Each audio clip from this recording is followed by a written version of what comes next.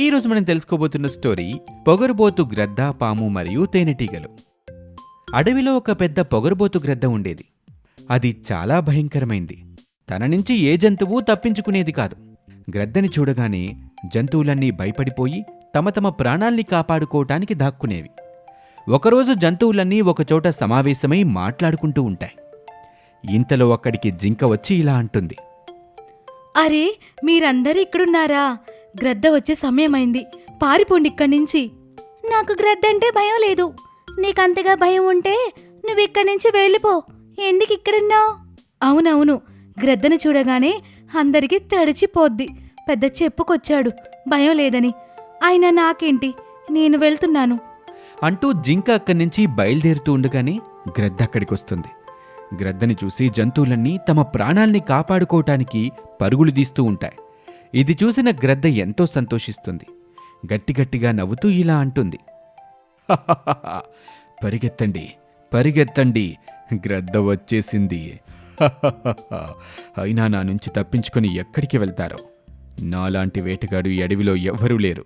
మీరెవరూ నా నుంచి తప్పించుకోలేరు." హహహహ అంటూ గ్రద్ద చాలా పొగరుగా ప్రవర్తిస్తుంది. అయినా గ్రద్ద దృష్టి నుంచి ఎవరూ తప్పించుకోలేరు. గ్రద్ద పరిగెడుతున్న కుందేలుని చూస్తుంది. కుందేలు తనలో తాను గొనుక్కుంటూ ఉంటుంది. నా కర్మ కాకపోతే ఆ జింక ముందేదో బడాయిపోయాను. ఇప్పుడు చూడు ఎలా భయంతో పరిగెడుతున్నాను. దేవుడి దేవల్ల ఆ గ్రద్ద దృష్టి నా మీద పడకుండా ఉంటే చాలు. కుందేలు ఇలా ఆలోచిస్తూ ఉండగానే గ్రద్ద తనని వేటాడుతుంది. గ్రద్ద దూరదృష్టిని చూసి మిగతా జంతువులన్నీ భయపడిపోతాయి. ఇలాగే రోజులు గడుస్తూ ఉంటాయి. ఒకరోజు గ్రద్దకి ఒక పాము కనిపిస్తుంది. అప్పుడు గ్రద్ద ఇలా అనుకుంటుంది. కుందేళ్ళని తిని తిని విసిగిపోయాను. ఒకసారి ఈ పాముని వేటాడి తింటాను. దీని రుచి ఎలా ఉంటుందో చూస్తాను. ఇలా ఆలోచించి గ్రద్ద పాముపై దృష్టి పెడుతుంది. పాముకి గ్రద్ద యొక్క కుట్ర తెలిసిపోతుంది. అప్పుడు తనకి అక్కడే ఉన్న ఒక రంధ్రం కనిపిస్తుంది. గ్రద్ద తనపై దాడి చేయకముందే పాము ఆ రంధ్రంలోకి వెళ్ళిపోతుంది. ఈసారి గ్రద్ద దాడి తప్పిపోతుంది. రంధ్రంలో పాము ప్రశాంతంగా ఊపిరి పీల్చుకుంటూ ఇలా అనుకుంటుంది. అయ్ బాబోయ్, ఇవాళ నేను త్రుటిలో తప్పిపోయాను. ఆ రంధ్రం ఒక కుందేలుది. ఏంటి, నువ్వు పామువి కదా, కుక్కలాగా ఆయాసపడుతున్నావు? భయంతో నా ప్రాణాలు పోతుంటే నీకు ఎగతాళిగా ఉందా? ఉండు, నిన్ను ఇప్పుడే ఆ గ్రద్దకిస్తాను. అప్పుడు తెలుస్తుంది. వామ్మో, గ్రద్ద మాట వినగానే నా కడుపులో గడబిడ మొదలైంది. ఇప్పుడు నేను బయటికి కూడా వెళ్ళలేను. నేనేం చేయను? ఇక కుందేలు కడుపు పట్టుకుని కూర్చుంటుంది. కుందేలు పరిస్థితిని చూసి పాము నవ్వుకుంటుంది. మరోవైపు గ్రద్ద తన చెట్టుపైకి వెళ్లి కోపంతో ఇలా అంటుంది. ఆ పాము ఎలా నా నుంచి తప్పించుకుంది? ఈ విషయం మిగతా జంతువులకు తెలిస్తే అవన్నీ నా మీద నవ్వటం మొదలు పెడతాయి. లేదు, ఇలా జరగటానికి వీల్లేదు. నేను ఎలాగైనా ఆ పాముని వేటాడి తీరాల్సిందే.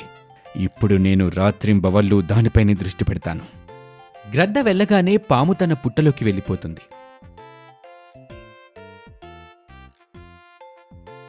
మరుసటి రోజు గ్రద్ద పాముని వెతుక్కుంటూ తన పుట్ట దగ్గరికి వస్తుంది. పాము పుట్టలో నుంచి బయటకు చూస్తే తనకి గ్రద్ద కనిపిస్తుంది. పాము భయంతో పుట్టలో నుంచి బయటకు రాదు. ఇలా పాము కొన్ని రోజుల పాటు ఆ పుట్టలోనే దాక్కుంటుంది. ఆకలితో ఆ పాము నీరసించిపోతుంది. అప్పుడు తను ఇలా ఆలోచిస్తుంది. వామ్మో, కడుపులో ఎలకలు కబడ్డీ ఆడుతున్నాయి. ఈ గ్రద్దతో ఎలా తప్పించుకోవాలో? ఏ చెట్టు కిందైతే ఆ పాము పుట్ట ఉంటుందో ఆ చెట్టుపైన ఒక తేనెటీగల పుట్ట ఉంటుంది.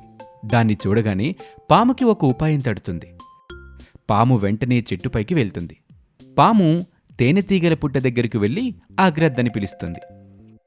అరే ఓ గ్రద్ద, కింద ఏం చూస్తావు? చెట్టుపైన చూడు. ధైర్యం ఉంటే ఇటురా.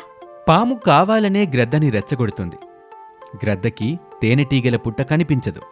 గ్రద్ద ముందు వెనక ఆలోచించకుండా పాముపై దాడి చేయటానికి వెళ్తుంది. అప్పుడు పాము తేనెటీగల పుట్ట నుంచి తప్పించుకుంటుంది. ఇక గ్రద్ద తిన్నగా వెళ్ళి ఆ తేనెటీగల పుట్టని ఢీకొడుతుంది. దాంతో తేనెటీగలన్నీ బయటకొస్తాయి. అవి గ్రద్దని కుట్టి కుట్టి చంపేస్తాయి. ఇలా గ్రద్దపీడ పూర్తిగా తొలగిపోతుంది ఆ అడవికి. ఇక అడవిలో ఉన్న జంతువులన్నీ సంతోషంగా జీవిస్తూ ఉంటాయి. ఈ కథ ద్వారా మనం తెలుసుకున్న నీతేంటంటే, గర్వం ఎప్పటికైనా అంతం కావాల్సిందే. ఈ స్టోరీ మీకు నచ్చితే మా ఛానల్ని ఇప్పుడే సబ్స్క్రైబ్ చేసుకోండి. Thank you for watching. होशियार शेर। एक जंगल में एक शेर भोजन की तलाश में घूम रहा था। एक जगह पर उसको मांस का एक टुकड़ा मिलता है। मन ही मन शेर खुश हो जाता है। आज तो ये मांस का ताजा ताजा टुकड़ा खाकर अपना पेट भरूंगा। यही सोचकर वो मांस का टुकड़ा अपने मुंह में दबाए जंगल की ओर निकल जाता है। तभी रास्ते में उसे एक लकड़हारा दिखता है। लकड़हारे को देखकर उसके मन में लालच आ जाता है। वो उसका शिकार करने का सोचता है। तभी वो अपने मुंह में रखा हुआ मांस का टुकड़ा साइड में रख देता है और लकड़हारे को पेड़ के पीछे छुपकर देखने लगता है। तभी कहीं से एक चील उड़कर आती है और शेर का रखा हुआ मांस का टुकड़ा अपनी चोंच में दबाकर उड़ जाती है। शेर उसके पीछे पीछे बहुत देर तक दौड़ता है, लेकिन चील आगे जाकर न जाने कहां खो जाती है। शेर को उम्मीद थी कि चील ये मांस का टुकड़ा कहीं न कहीं जरूर गिराएगी। वो पूरे जंगल में मांस के टुकड़े की तलाश में घूमता रहता है। तभी लौटकर वो वापस लकड़हारे वाली जगह पर आ जाता है। उसे अचानक लकड़हारा दिखता है जो कुल्हाड़ी लेकर उसकी तरफ भाग रहा होता है।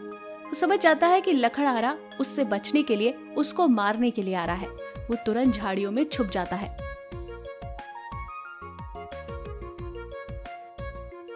पूरा दिन खाना ढूंढते ढूंढते वो परेशान हो चुका था। आखिर मेरा मांस का टुकड़ा गया तो गया कहाँ? तभी रास्ते में उसे दो लोमड़ियां नजर आती हैं। शेर को शक था कि इन लोमड़ियों को जरूर मेरा मांस का टुकड़ा मिला होगा। क्या तुमने मेरे मांस का टुकड़ा कहीं देखा? एक चील उसे अपनी चोंच पे दबाकर ले गई थी। मुझे उम्मीद है उसने यहीं कहीं उसे फेंका है। पहली लोमड़ी शेर को जवाब देती है, नहीं महाराज, मैंने नहीं देखा। दूसरी लोमड़ी भी डरते डरते शेर से कहती है, महाराज, हम तो अभी अभी इस रास्ते से आए हैं और आते ही हमें आप मिल गए। हमने सच में कुछ नहीं देखा। तुम लोग इतना डर क्यों रही हो?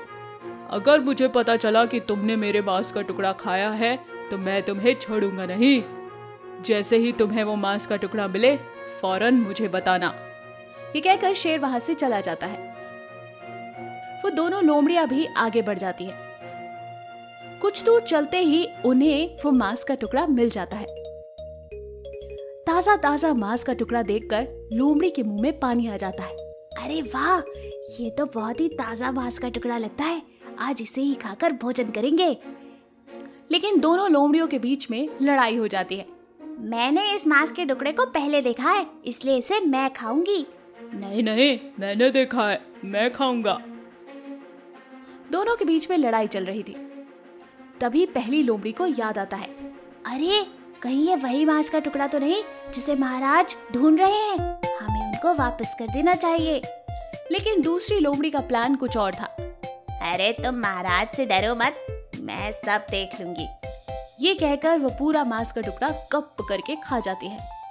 तभी अचानक वहां पर शेर आ जाता है। दोनों लोमड़ी शेर को देखकर डर जाती है। शेर समझ जाता है कि जरूर कुछ गड़बड़ है। तुम दोनों इतना डर रही हो, कहीं तुमने मेरे मांस का टुकड़ा खा तो नहीं लिया? शेर के डर के कारण पहली लोमड़ी सच बोल देती है, महाराज, मैंने इसको मना किया था, लेकिन फिर भी ये मांस का टुकड़ा खा गई। नहीं नहीं महाराज, मैंने नहीं खाया, इसने खाया है। दोनों लोमड़ियां एक दूसरे पर इल्जाम लगा रही थी। तभी शेर ने उन दोनों को चुप कराते हुए कहा, खामोश हो जाओ। मैं ये बात का पता लगा सकता हूँ कि मेरे मांस का टुकड़ा किसने खाया है। एक एक करके मेरे पास आओ। पहली लोमड़ी शेर के पास गई। शेर ने उसको पास में आकर सूंघा। उसे मांस की कोई महक नहीं आई। तुमने मेरे मांस का टुकड़ा नहीं खाया। तभी वो दूसरी लोमड़ी को बुलाता है।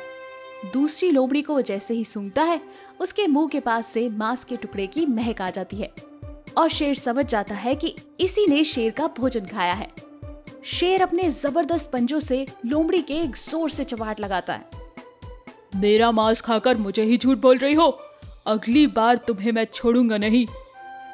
अब जाओ यहाँ से, वरना तुम्हारी हड्डी पसली तोड़ दूंगा। दोनों लोमड़ियां वहां से भाग निकलती हैं। चालाकी और होशियारी से हम चोरों की चोरी पकड़ सकते हैं। चतुर मुर्गे की कहानी। एक घने जंगल में एक पेड़ पर मुर्गा रहा करता था। वह रोज सुबह सूरज निकलने से पहले उठ जाता था और उठने के बाद वो जंगल में दाना पानी चुगने के लिए चला जाता था।